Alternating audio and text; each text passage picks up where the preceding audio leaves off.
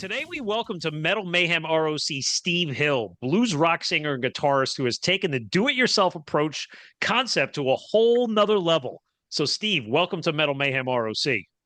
Great to be here, Walt. Well, thanks. Glad to have you on. I've been looking forward to this one. You are definitely a unique artist, and I want to hear all about how you made it this far, and also about your great new album, "Hanging on a String." Just great blues rock with some really cool and interesting stories, probably autobiographical behind them. But I want to mention something first. I always like to connect with the artist on a personal level in the beginning, but I'm going to share my screen because you and I have something in common, and I think you're going to appreciate this. So one second here.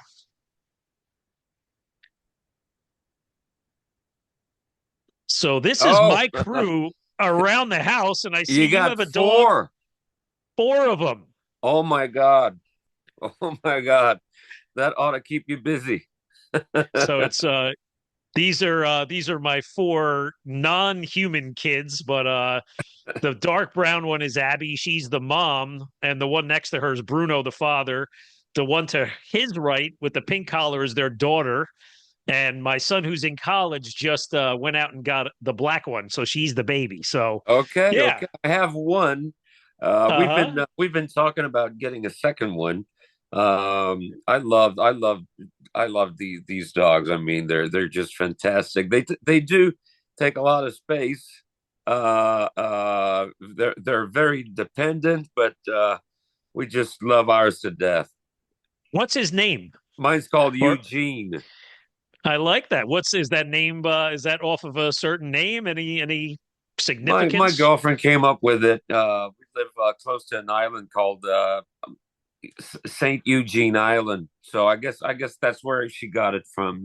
Uh, Eugene is a little over a year old, and it's pretty hilarious. These dogs are hilarious, and that's what we were looking for.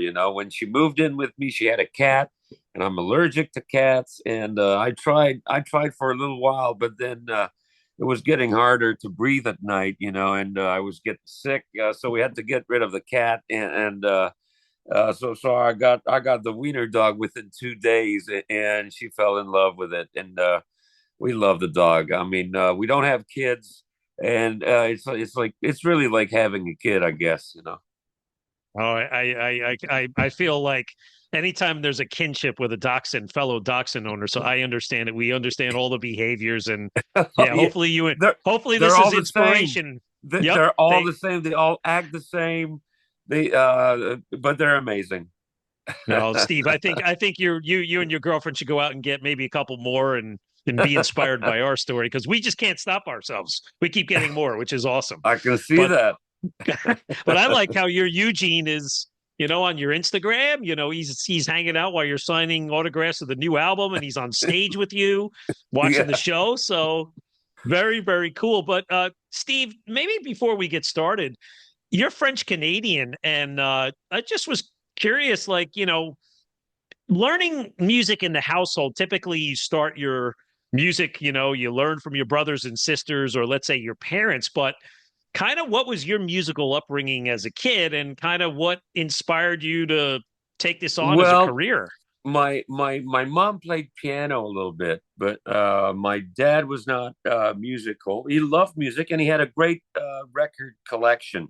Basically, every Saturday he'd buy an LP, and we had classical music. We had Pink Floyd. We had Kiss. We had Electric Light Orchestra. We had a bit of everything. He was really into Elvis and the Beatles, and I got a big brother who tried playing guitar for about 3 weeks and then just stopped. And then a few years later, I started hanging out with these guys, and one of them had an electric guitar, another one had a drum kit. Now I must have been like 11 or 12, and suddenly it was like it was possible. I didn't even know that where I was from that they had electric guitars. I thought they only had electric guitars in the big cities.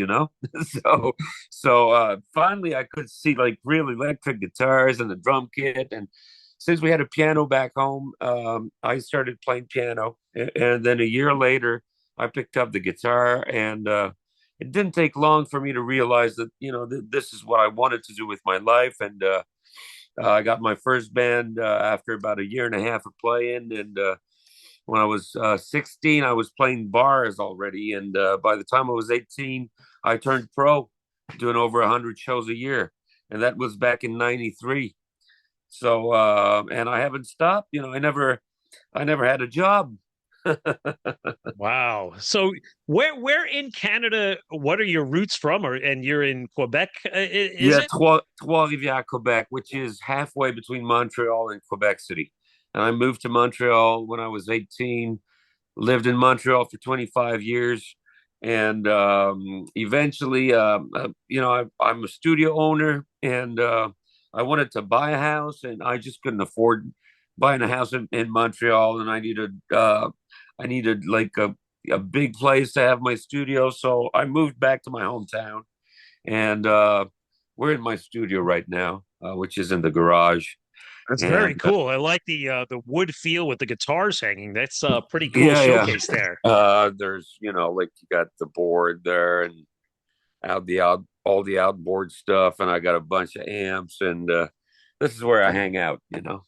Sounds fun. So I got to ask you though, so if you're split down the middle of Quebec City and Montreal, do you root for the Habs or do you root for the Nordiques?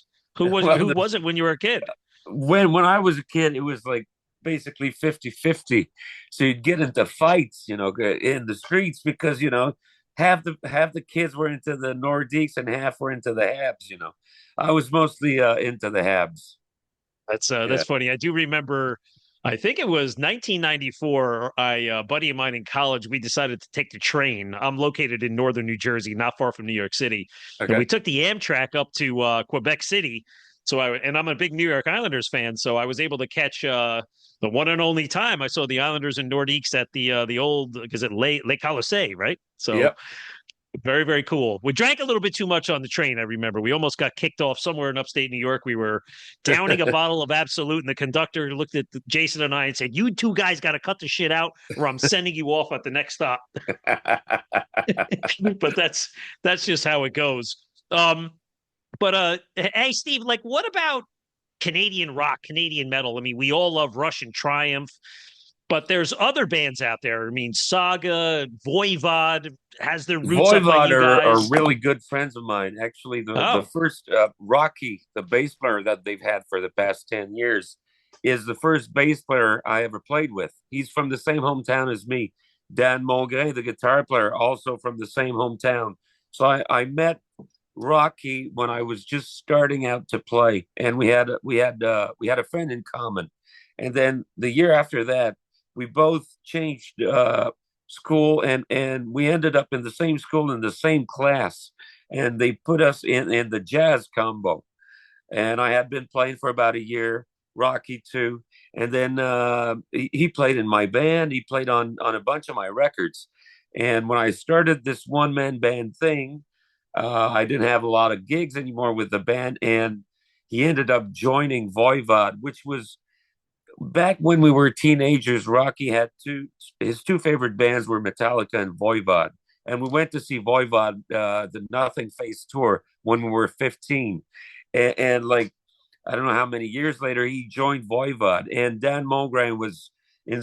I've known him for like 25 years, 30 years, and you mentioned Rush. When I started playing, that was like the band, like because they were Canadians, and they could really play, and they were great. And I'm still a huge fan, huge Rush fan. A band that's like they were literally legends here in Canada, and they were like the biggest Canadian band.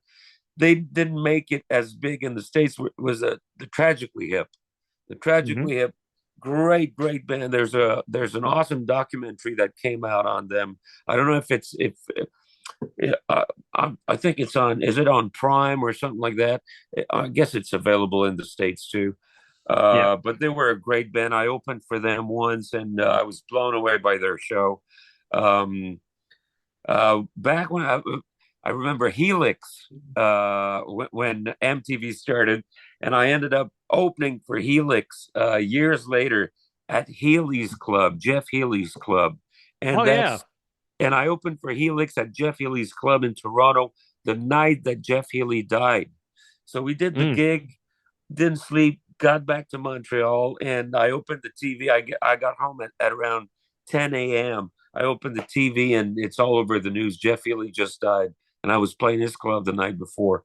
Jeff Healy was a huge influence.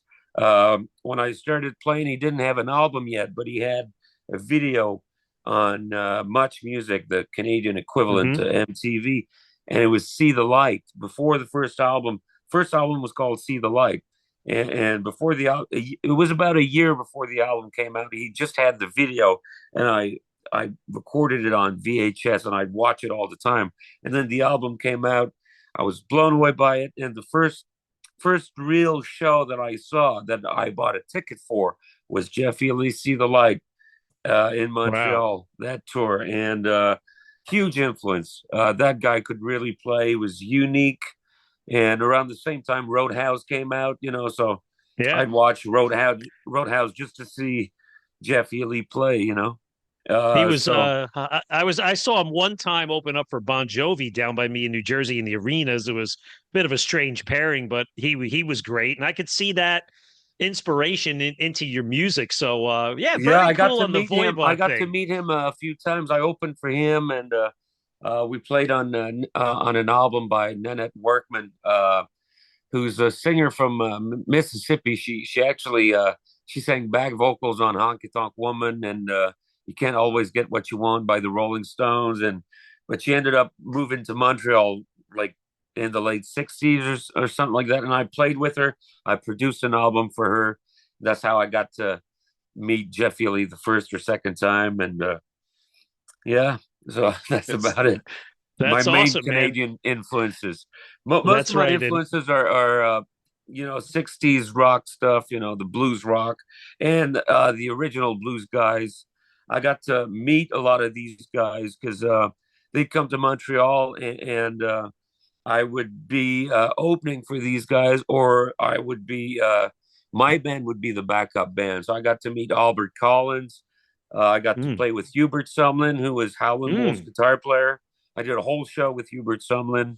I played with the Fabulous Thunderbirds. I opened for Jimmy Vaughn 4 times, Buddy Guy 4 or 5 times. I got to meet a lot of these guys, a lot of my heroes.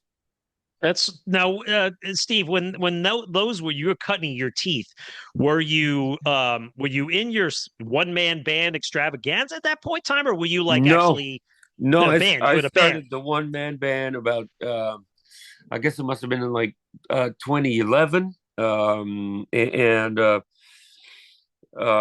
after like almost 20 years in the business, what happened is at that time I started as like this young hotshot guitar player, but then what happens is like you hit your 30s and you're not the hotshot kid anymore, and I had signed to a label that and in Canada what happens is that a lot of record labels, they don't do anything unless they got grant money, and they did not get the grant money that they were supposed to get. So they didn't put any promotion in the album. That album was called Whiplash Love back in 2011. It was a great record. It had a lot of really good songs on it, but nothing happened with it because they didn't promote it. So since the album didn't get promoted, I didn't get a lot of shows. So I figured, I could do solo shows. And at the same time, I had just become a partner in a studio in Montreal, and I had this huge mortgage every month.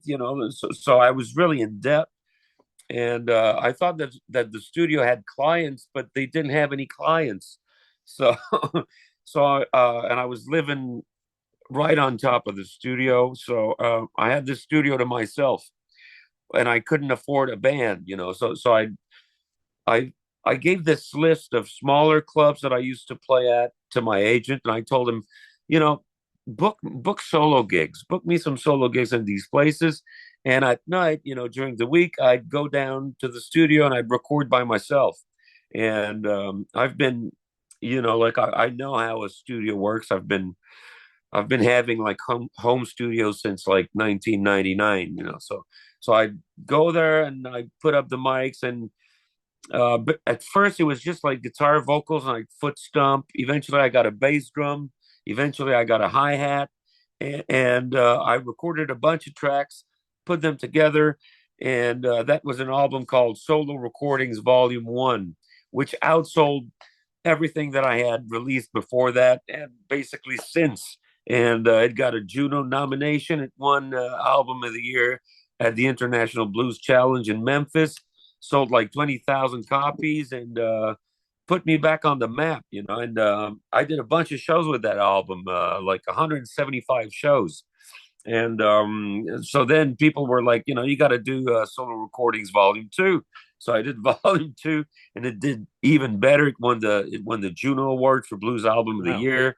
Won like 7 Maple Blues Awards, which are the Canadian Blues Awards, and it opened up a lot of doors for me. And then I released Volume 3, and so it started, like I said, it was just like a bass drum, and then I just kept adding stuff. When it came time for Volume 2, I was trying to find a way to get a bass going on at the same time. So I figured, if I had these old acoustic guitar pickups from the 60s that you'd put in the sound hole, and it had a cable.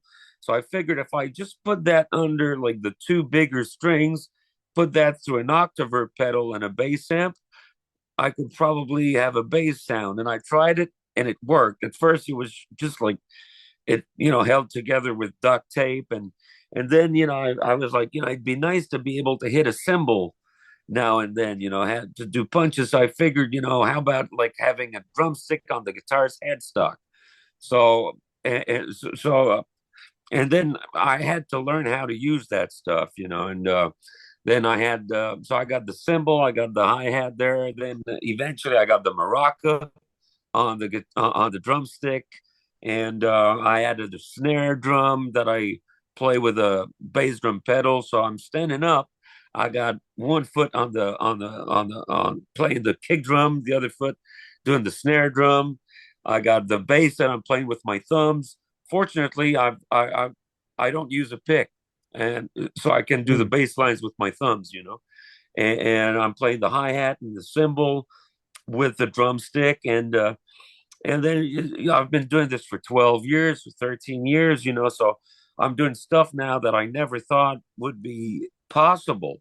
I never played drums before, so I had to learn all of that stuff, and picked up harmonica on the way also, and so but on this new record, it's like I really pushed it way further than I thought I'd be able to do, and the whole album is recorded. I recorded everything at the same time, I'm not overdubbing. It's just like I'm playing the guitar, the bass, and the drums at the same time.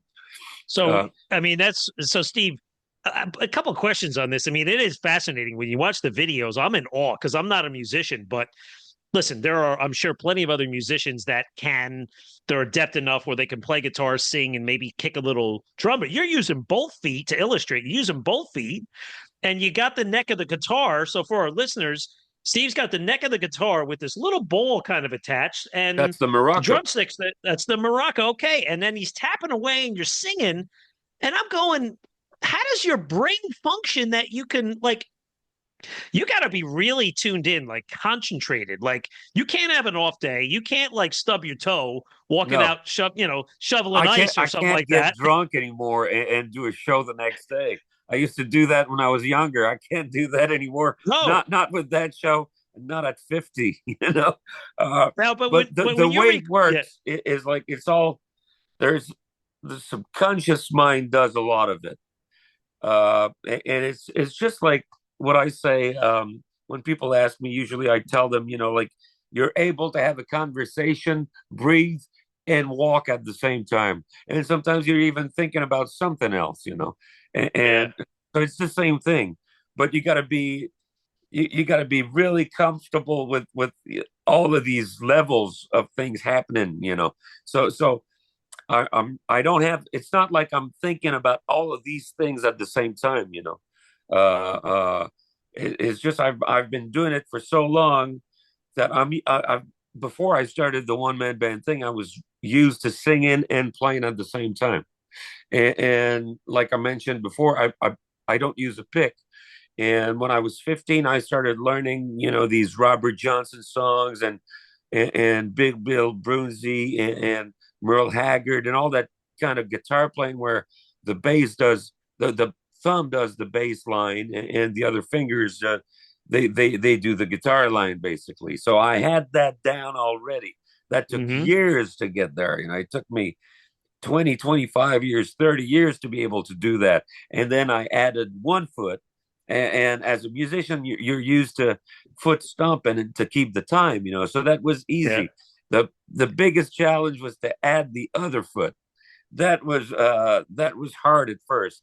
And it was like really basic, like the bass drum on the first and third beat and the hi-hat on the second and fourth beat. Boom, boom, boom. And then I did that for a while and then replaced the hi-hat with a snare drum. So it sounded more like a rocking thing. And then Uh-huh. adding the hi-hat and the cymbal. And it just kept on evolving to where now I do like real there's like it sounds like a real drummer what I'm playing with the drums, and it sounds like a real bass line, and it sounds like three people, but like it's not that complicated once you take the bass line. If you just take the bass line, it's pretty simple. The guitar is a bit more complicated. The drums, it's like a retard playing drums, but but it works, But if you're right-handed, it's not easy to use the left foot. It's like when you drive, nobody wants I'm to use the actually, left foot I'm, on I'm the actually, pedal. that's another thing. I'm left-handed, but I learned how to play right-handed. I play right-handed No. guitar, but I'm left-handed. So I've developed all of these things up since I was a kid, basically. I being left-handed, I had to learn how to do a lot of things right-handed. And when I started playing, I wanted to play guitar left-handed, but my friend told me that a left-handed guitar would cost me $200 more than a Ah, regular yes. guitar, and my budget was $200 for a guitar. So I had to learn right-handed. That's But it's all of these things that led to that, and it probably helped me to be able to do what I'm doing now. It's just accidents and figuring yeah. out a way to do it just to keep. It's also I do all of that stuff so I can keep playing the guitar. Basically, that's my love. That's what I Yeah. love to do, playing the guitar.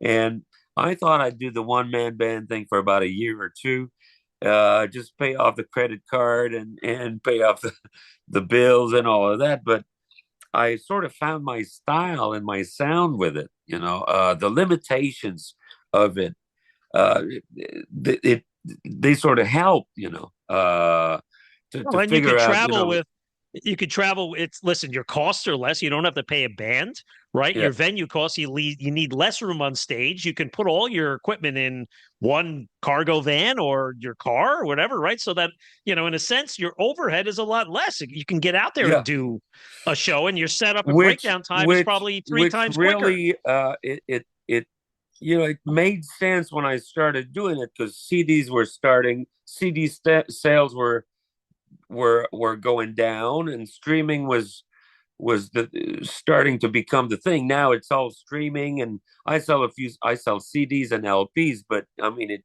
doesn't even cover the cost of recording an album, and streaming doesn't either. I mean, you don't make any money with the streaming, so having a band and touring can be like really hard, like so it enabled me to tour Europe. Like in 2017, I started doing like big tours in Europe, mostly Germany and the UK and all that. I lost money, but imagine if I would have had a band, Yeah. I wouldn't. It would have been like impossible, and I don't know. I've done the album that came out before this one called Dear Illusion came out 2 years ago, and I had a horn section on it, and I toured with a band, and it was fun, but people don't pay more for me as a band than me as a one man band, you know. Right. And Right. it's just it's really hard. It's hard to make music to make a living these days touring with a band, you know. So it makes more sense doing the one man band, and people seem to be more impressed by that than what I do with a band. And I'm sure Uh, going to see it live, it's got to be cool. Like, I mean, I don't know if you ever come down to the States, but if you were down in the tri-state New York, New Jersey area, I would love to come see this because it's a conversation piece. And you're like, probably people are like, holy crap, look at this guy up here. He's doing everything. Then they want to ask you a million questions after the show and they're buying Exactly, and it's merchandise, right? different. It's different. I mean, there's a lot of trios with good guitar players doing guitar solos. There's a lot of that, you know. And when I play with a band, that's basically what I do, you know. When I play as the one man band, it's completely different, and people haven't seen that before, at least not the way that I do it, you know. Well, when you get into let's get into the new album, right? You got 8 tracks on the album, but again, so one more question before we get into some of the songs. So when you recorded these 8 songs, did you do it in your sort of live one man extravaganza style, or was it you got behind the drum kit, did a drum track and a bass No, track? I did everything at the same time. Okay. Uh, I overdubbed the vocals after the first day in the studio. The producer was like, because I sing really loud. I've always I've always had me playing guitar when I sang, so and I play really loud. So I learned how to I I sing loud because I've always been a loud guitar player. And my vocal was getting into the drums mics, you know, the drum microphones, and it was it was fucking up his drum sound, you know. So he was like, we'll overdub the vocals. But I was ready to do the vocals live. That's what I was supposed to do. And I did the whole album in 5 days. I had 6 days Wow. and we did it in five. It's all first, second, or third takes. But it took like 6 months of like really, really hard work to get there. But Well, it's all recorded live, except like I mentioned, some of the vocals. Well, and there's some amazing stories that come out in the press notes, right? Because yeah, you recorded this album in LA at Studio 606 earlier this year, but I mean, you got 3 singles out there and some other tracks, but you know, the title track, Hanging on a String, it was, let's say, your newest single in video. I love it because it's catchy and it's got this groovy kind of radio friendly sound. But there's so much behind the story, and that's what I found interesting about all your songs is there's this underlying message or like a couple clues where you got to figure it out and you go, that's what that's about here.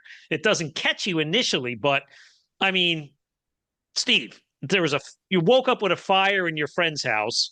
There's a car accident, your second one in a year or so, where another car read a red light. There's plane crash. There's all this cool sort of graphics, but I guess the whole thing with this is like it's about your experiences in life Yeah. and it inspired you to persevere through that you got to fight Hmm. through it, your adversity. But I mean, not to minimize these experiences, but what the hell happened in all these things? Well, there's I've had the plane crash that happened like 25 years ago, and in the song it says that it happened in Germany because it rhymed, but it happened in Belgium, and we did a 360 on the runway. But that was Oh like in boy. 1990s, 98 or something like that. That's a long time ago. And there's the car accident thing. Um, that car accident that I'm talking about in the song that happened 2 years ago. 2 years ago, I released an album, and a week later, I was coming home from a gig, and I hadn't had like a day off in 6 months, man. You know, that's the day of an independent artist. That's the life of an independent artist. You know, I have my own record label.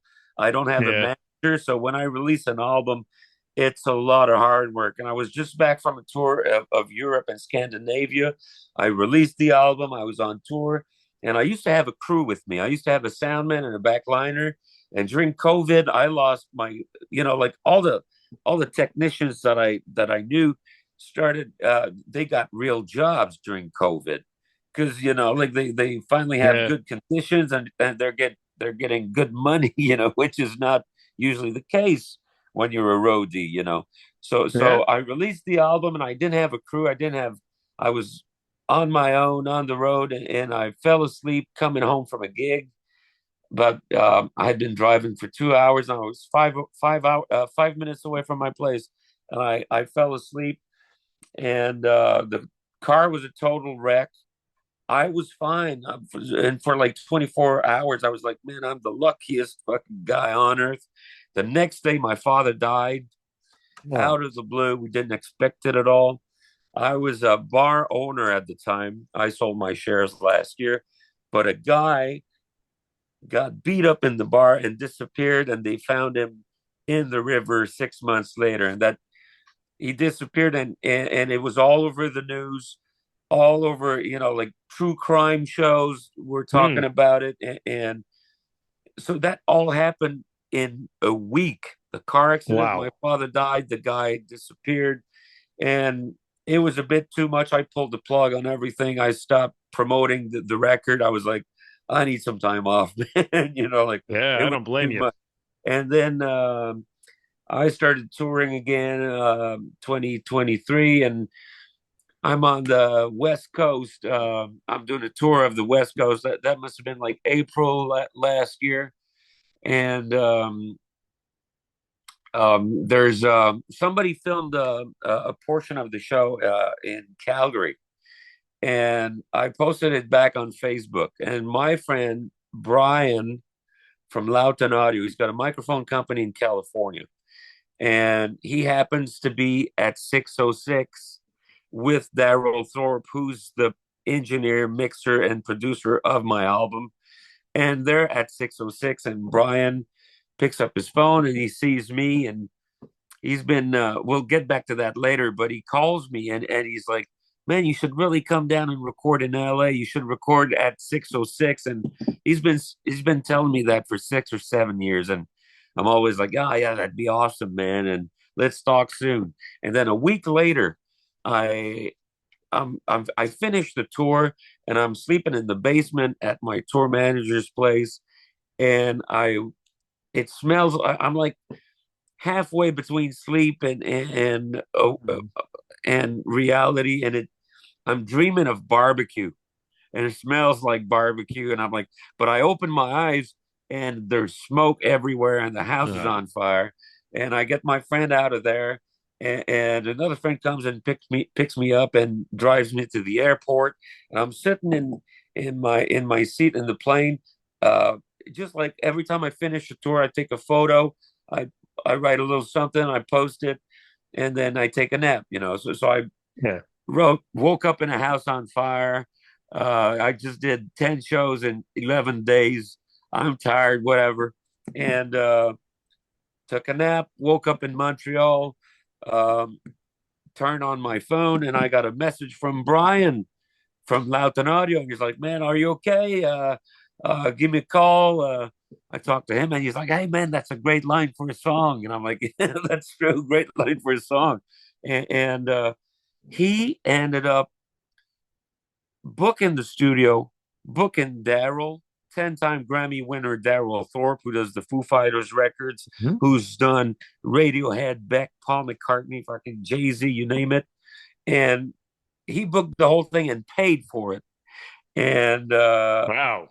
yeah, and that's a friend, and that's somebody who really believes in me. There you And go. and I've known him for about 7 or 8 years. They hired me to do the NAM show and a few things in the States like that to demo the microphones. And I was working with Daryl for those things. So I had 3 months to write an album and to practice it, to learn how to play it, to record it live in the studio. So I go to the studio. That was like August 2023. My friend Johnny Pilgrim, who lives in LA, and he's from Canada, and we write songs together. He wrote most of the lyrics. I write the lyrics with him, and he comes to pick me up at the airport. Picks me up, me and my girlfriend, and 15 minutes later, somebody ran on a red light straight into us. I get broken ribs. And I got one day before I get into the studio, and I got into the studio. I can't sing at the same time. Like the second day is even harder, you know. And on the third day, the producers, both Brian and Daryl, decided to postpone the whole thing. And I'm like, I'm so pissed off because for me, that's my big break. And because of another car accident, another stupid thing, all my dreams are out the window. And I'm like, I screwed up, and I'm like, they're not gonna call me again. This is over. And but they booked Brian booked the studio again for January, so that gave me an extra 3 months to heal my wounds. I had to cancel a tour in Europe and Scandinavia, and but I was it gave me more time to be ready for the recording, and I think it's a better album having had the accident than if I didn't have Yeah. the second car accident. And that song, Hanging on the String, wouldn't have happened without all of these things. Uh, Yeah. Brian wouldn't have booked the studio without the house on fire and that post that I did. And it all happened, like there's always like a positive side that comes with something negative. And Yeah. I don't think this album would have happened without these accidents. So Yeah, no, it's. Listen, I'm glad you're still here for this because we yeah, wouldn't me be too. talking if it wasn't for that. And you know what? It makes for good stories. And you have a dachshund, but you're more like a cat with 9 lives. Or hopefully, let's. I'm Yeah. gonna cross my fingers and toes, Steve, right now, so that nothing else happens. All right, because I want to make sure you're on the next time in 2 years to the next album. But that's a good song, and there's other great stuff on here too. Your other singles. World Gone Insane. I mean, you could tie in World Gone Insane maybe with you know who, because I think there's everything that's gone on in the world from politics to the pandemic to Yeah, well, global fighting and you know who's about AI, yep, and the whole album is like, it's very personal, but at the same time, it's universal. Yeah, on one level, it's the story of a musician facing, like adversity, but also the state of the music business right now, and where it's harder to tour, and you got AI in the picture now. Like I was watching Rick Beato's podcast the other day, and he found out that there's like playlists on Spotify that some of those artists are not real artists. yeah, It's AI made by Spotify, so that yeah, they don't have to pay the artists, which is crazy. And they're coming up with new Beatles songs and new, like, so it's a completely different world right now than the world that I was living in when I started in this business. It's a completely different business. There's hardly a business now, yeah, but there's also that all of these changes, and it's happening like really, really fast. Politically, it's like it's very divided. It's like that in the States, but it's also like that in Canada. And yeah, social media is like it really like about a year and a half ago, I got on TikTok for the first time, and it blew my mind how you can really get like completely different version from one day to another, or from like my TikTok to your TikTok.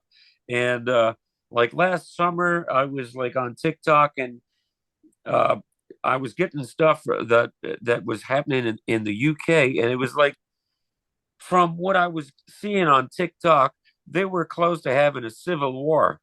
But I check out the paper, and it's like all I see is peaceful protests.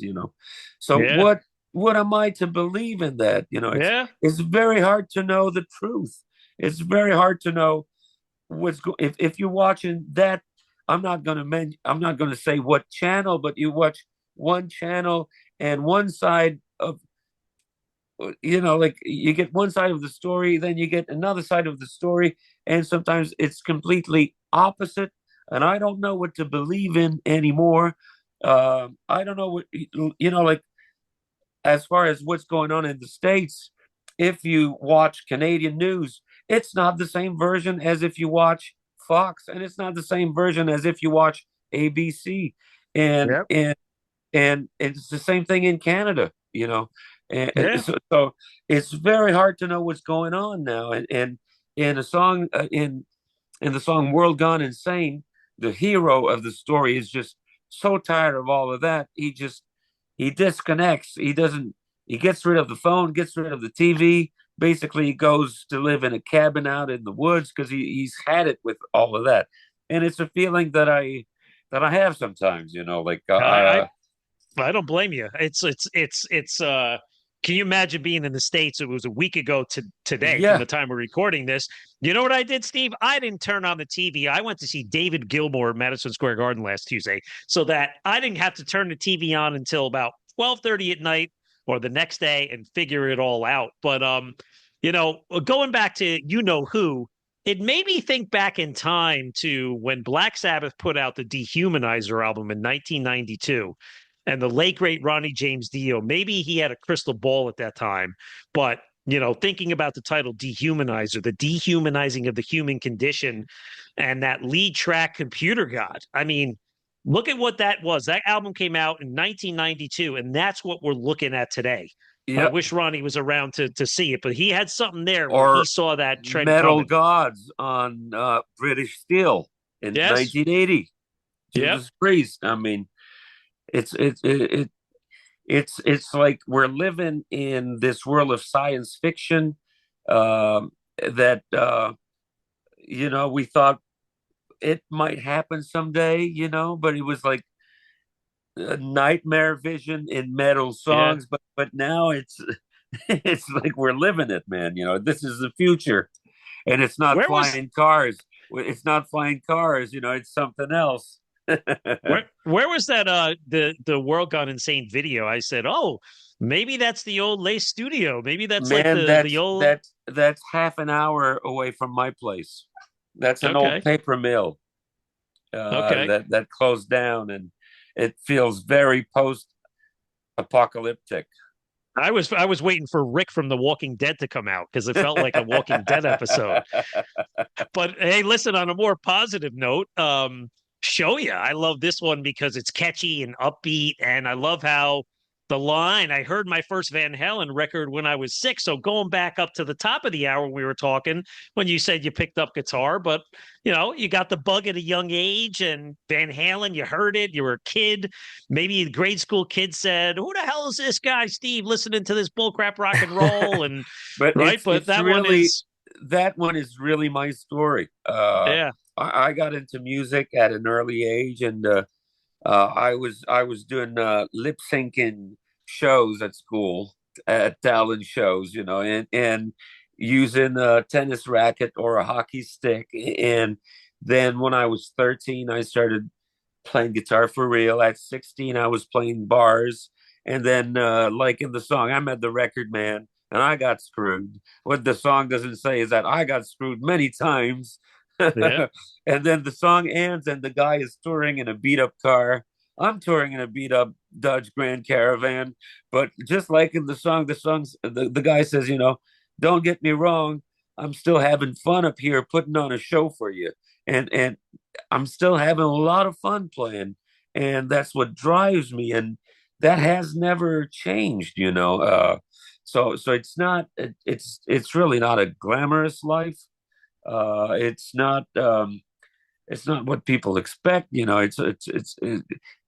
Being on tour is, they're long hours, man. And it's a lot of hard work, but I love playing, and I love playing for the people. I love to see the a smile on a person that I'm playing music to, or somebody singing one of my songs at a show, or just people dancing. Like that's what drives me. My love for music and making people happy. No, that's a true testament to your love of the craft, and we love guys like you for that. Um, Another song that you could tie in there is I love the song Maggie because initially I'm like, that must be his wife or girlfriend. And I'm like, nope, that one's about his guitar. Yep. Maggie, my guitar.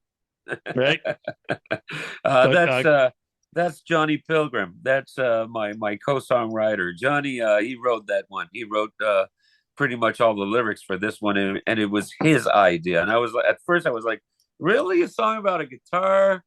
And I tried it. I came up with the music, and people seem to really, really like that one.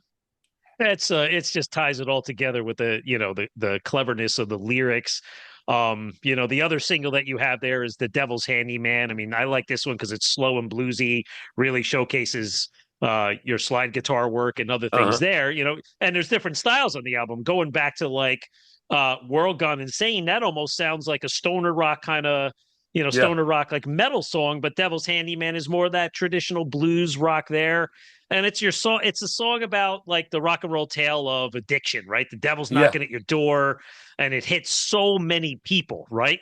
So For maybe sure. talk a little bit about that one.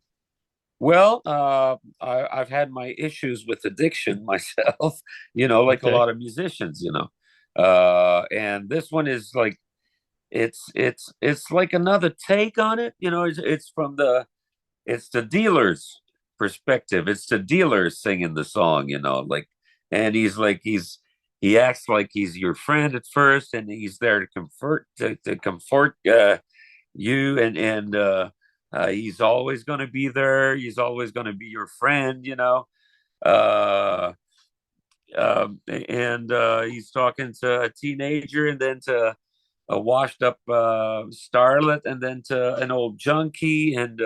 But I think a lot of people can relate to that. We've a lot of, especially in this business, a lot of people have Mhm. to deal with addiction issues. Yeah, yeah. Are you, if you don't mind me asking, are you currently sober? Yeah, Great. Congratulations on that. That's great to thank you. hear. That's great to hear. But Steve, the album is great. I mean, before we wrap this one up, I have to ask you about your choice for the Doors classic, right? You that fits in the end when the music's over. It's a cool version. It's psychedelic, a little bit psychedelic, yet it's got this kind of fresh bluesy take on it. And I love this one because maybe it's just the way the album ends, but lots of cool guitar effects, and then you kind of Mhm. really go off and jam at the end. So, what made you want to take this track on? Because I'm sure playing live shows, I see you have your own Jimi Hendrix kind of concert thing too. But there's got to be a lot of artists that you can draw from and play in your live Yeah, show. that Why this that was one? actually that was Brian. That was Brian's idea. Brian Loudenschlager, one of the producers of the album, and I guess he heard a song on Solo Recordings Volume One that made him think my vocal on that song reminded him of Jim Morrison. I don't know why. He told me, you should try to cover When the Music's Over. And with my first band, we used to play a lot of Doors songs because my singer could really sing a bit like he sang a bit like Jim Morrison, and it was around the time of the Doors movie, like in 1990 or something like that. So I was a huge Doors fan when I was a teenager. Um, and then I figured out a tuning to play it, and checked out the lyrics, listened to the song once, and um, came to I pressed record in my studio, and I recorded two takes. I sent the second one to Brian, and he was blown away by it. He was like, "Man, this is on the album." And in the studio, I did two takes, and we had a filming crew there because they're doing a documentary. And one of the camera guys was like, "Man, I'm sure you played that song a lot live." And I'm like, "No, man, I've only played it four times in my life." But it was like really, really natural, and it came about like really easily, just like it, and it felt like it was meant to be on the album. And having that song to finish the record, it sort of, to me, it the album, it with that song in there, it feels like a concept album. It Mhm. feels like it was a brilliant idea from Brian to have it there. And the guitar effects at the end that you mentioned, I have nothing to do with that. That's all Daryl Oh, Thorpe. and that's he's doing tape stuff because we recorded the album on tape, and it's all Nice. like speeding, slowing down the tape, and all of that. Uh, and he does the same thing at the end of World Gone Insane. There's about a minute and a half of noises, and all I did was like one note, and it's just him playing with the tape and with the phasing, flanging, and slowing down the tape. And he did like amazing tape effects on these two tracks, World Gone Insane and When the Music's Over.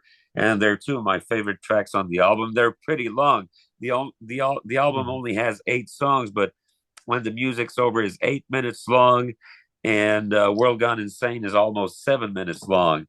And Yeah. like out of these 7 minutes, there's a minute and a half of noises at the end, but it's like it brings the song to a new level. It really, really fits the song, and that's the brilliance of Daryl. And that's what happens when you work with really talented people like that.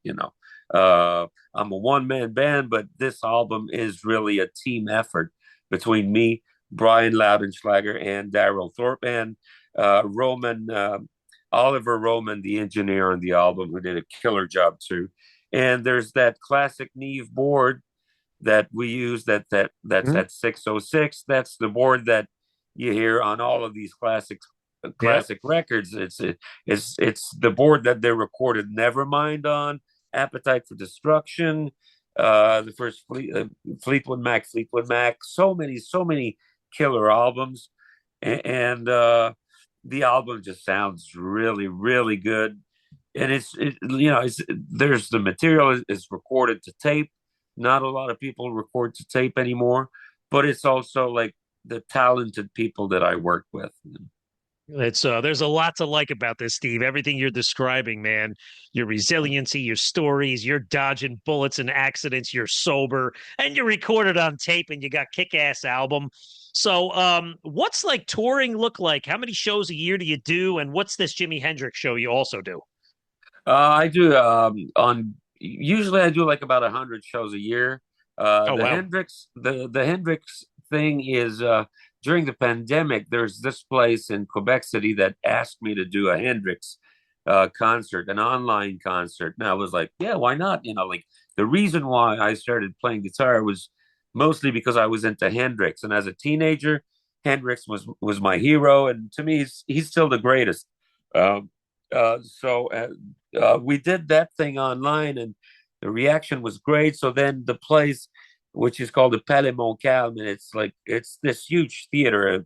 It's 1,000 seater, and it's been there for forever. It's like a legendary place in Quebec City, and they asked me to do it for an audience, and the place was sold out. And I don't think I've ever had as many standing ovations as I've had that night. It was like between every song, people would stand up and people were going crazy. And so the word got around, and my agent was like, "Man, you got to do a tour out of that." And I'm like, "No, no, no, it's just a one-off thing, and I'm doing my songs. I don't do cover shows, but it was so much fun doing it, and I got this great band to do it with: Sam Harrison on drums and Alec McElkrin on bass, and so we decided to do a tour. It's just 14 shows in Quebec, um, and that's it. Like for now. Yeah. But it's not something that I would do all the time. But it was so much fun to do, and it's so much fun to play. I mean, it's like it's everything that I wanted to do when I was a teenager, and I get to do it 35 years later. But it's like I said, it's just 14 shows. I always do Voodoo Child. Usually, when I Okay. finish my shows, I do it as a one man band. And on this show, we do a lot of stuff. I like to do long concerts, and Hmm. so we get to play a lot of stuff from Hendrix, who is people know him as a great showman, great guitar player, but he was also a great songwriter and so creative in the studio. broke a lot of boundaries in the studio, invented a lot of recording techniques, and I'm still in awe of everything that he did in that really, really short career. Because he died at 27, but he started recording the stuff that we hear. He was like 20, 24. So within 3 years, man, he did like so much stuff. It's Yeah. just mind-boggling. Yeah, So it's great to completely. be able to pay tribute to his music, and I do it with a lot of respect. But then again, like I don't do solos note for note. I do my thing, and I play with my fingers. I don't play with a pick if I'm playing Hendrix. It's my style of guitar playing, but it's really a tribute to the genius of Jimi Hendrix. Well, that's awesome. I wish you luck with that too. So Thank you. the new album, Hanging on a String, is out now on No Label Records. So, Steve, what are your socials? Where can the fans learn all about Steve Hill and your music? Well, you can. There's a Facebook page. There's Instagram. There's TikTok. I'm not on X, but I also have a website, stevehillmusic.com. So you can find everything on stevehillmusic.com. I'm on YouTube. You can find a bunch of videos on YouTube, but you can also find I got this podcast called Gear Talk. If you're into guitar stuff, I talk about guitar pedals, amps, guitars, and a bunch of things like that. And I'm very active. If you write to me on Facebook, I will answer. It's not somebody else, and it's not a robot. It's me. Well, that's cool. Well, Steve, this has been a pleasure. You're a cool guy, man. I feel like I Thanks, got to Walt. know you in an hour, and It this was is very cool. nice talking to you, my friend. From fellow Dachshund owner to music lovers, I love your story, and I hope to maybe someday get a chance to see you and meet you. So just a reminder, head over to metalmayhemroc.com. Sign up for our email newsletter. It's the best way to stay updated on podcast episodes like this. Check out our YouTube channel because we have lots of videos there and concert reviews. And make sure you check out our radio show on Monday nights on metaldevastationradio.com. And if you like what we're doing, leave us a review on Apple Podcasts. So for my guest today, Steve Hill, I'm Metal Walt, and this is Metal Mayhem ROC. Metal for life. Thank you for listening to Metal Mayhem ROC. Check out our website at metalmayhemroc.com for information on podcasts, archives, links to all our live radio shows, and all sorts of info. Please like, follow, and share with everyone, even your non-metal friends. And always remember to keep it heavy.